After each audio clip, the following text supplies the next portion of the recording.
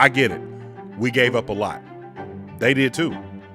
He might have been at 10, our guys at 1. Not much of a difference. Am I suggesting that Bryce needs to sit for an entire year? Absolutely not.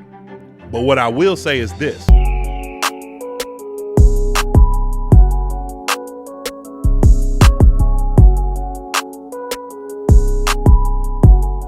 So it was inevitable that the expectations for Bryce Young would be high coming in when you have a team move up, give up draft capital to come up and get you at the number 1 pick. Many would be ready for you to start right away. But I knew this day was coming. And so Dove Kleiman put out a tweet that says that the Carolina Panthers have named Andy Dalton the day 1 starter until Bryce is ready. Now, obviously, he'll take over at the point when he is ready. But as of right now, Andy is named the, starter, not the day 1 starter. My apologies. Now, not for nothing, Chicago also said that Andy was their day 1 starter, I think last year or the year before, and that turned out not to be the case. But the point is this.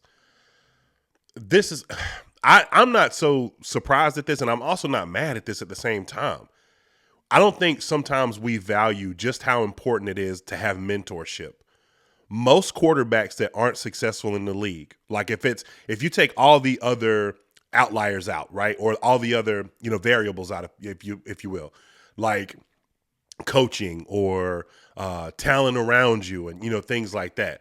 A lot of it could be that they're overwhelmed. We've seen, for example, last year we saw flashes of Sam Darnold showing that he could potentially be a solid quarterback in this league. And it'll be interesting to see what he does in San Francisco this year under the right set of circumstances. But he came in as the youngest starting quarterback ever and pretty much had to start immediately. So in the case of Bryce Young, suppose that he's not ready. Suppose that everything that we see from college doesn't necessarily translate as best as we want it to translate. Would it be such a bad thing for him to sit for a while? Would it be bad that he's not the day 1 starter?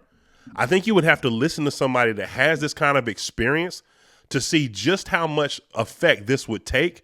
I want you to listen to this clip. I've played this before, but I'm going to play it again because now it makes sense to us in context of someone that sat behind someone, and we see what they're doing now compared to what the learning curve would have been for them moving forward had they not had that opportunity. Let's check it out. So this is Patrick Mahomes talking about his time being mentored by Alex Smith. I just want you to hear what he says here. And Alex, at that time, I just thanked him, man. He welcomed me into that quarterback room. He didn't have to do that. He could have just went out there and done his thing and been a great quarterback like he was that year. But he taught me so much because coming from college, dude, you just kind of go out there and you ball. You just figure it out there. But I learned how you become a pro, and I think that's what made me have so much success early in my career. I just watched Alex and was like, man, I want to do that. I need to do this to prepare myself. He did it the right way, man. That's why he had so much success in his career, and I think you can attest to that, man. Even before I was here, he was having success in this offense. A pro's pro, man. You can't say enough about Smitty. Having Alex, man, it probably made my game jump 3 steps when I could have took 3 years to get those 3 steps. I'm going to keep playing this, but that part right there, that's the tweet. It could have took me 3 years to complete those 3 steps. I get it. We gave up a lot. They did too. He might have been at 10, our guys at 1. Not much of a difference. They might have been a better franchise at the time winning, sure. You could argue with our coaching staff that we could potentially be in the same position with Andy Dalton. Am I suggesting that Bryce needs to sit for an entire year? Absolutely not. But what I will say is this. If this coaching staff believes that this guy can be great if given the time to groom, I'm on board. I was that way from day 1. I've never changed. I like to see him start immediately. There's a lot of incredibly enticing games on the roster, on the schedule this year that would be great to watch him duel out with C.J. Stroud if he's starting, Anthony Richardson potentially if he's starting. I think we play the Colts. I could be wrong on that. Haven't looked at the schedule. It's not in front of me. Dallas Cowboys when they come to town. I'd like to see him playing some of these games, and not for nothing. There'll be a lot of prime time if we know that he's starting for sure. But what I'm saying is that I would like to not necessarily slow play this like crazy to the point where we don't see him at all. But I don't mind them taking the time to develop him. But let's listen to the rest of what Patrick has to say here. I had 7 offensive coordinators in 6 years in San Francisco, man. I mean, he literally had to learn by trial by fire, and he taught me how to not make those same mistakes. From little things like under center, I'm coming from the shotgun every single play. He's like, hey, have your feet like this. It'll help you get out from under center faster. Just little things like that you would never think of when you step into the league. Tell me the last snap that you watched of Bryce Young where he was coming from behind center in college. I don't remember seeing one.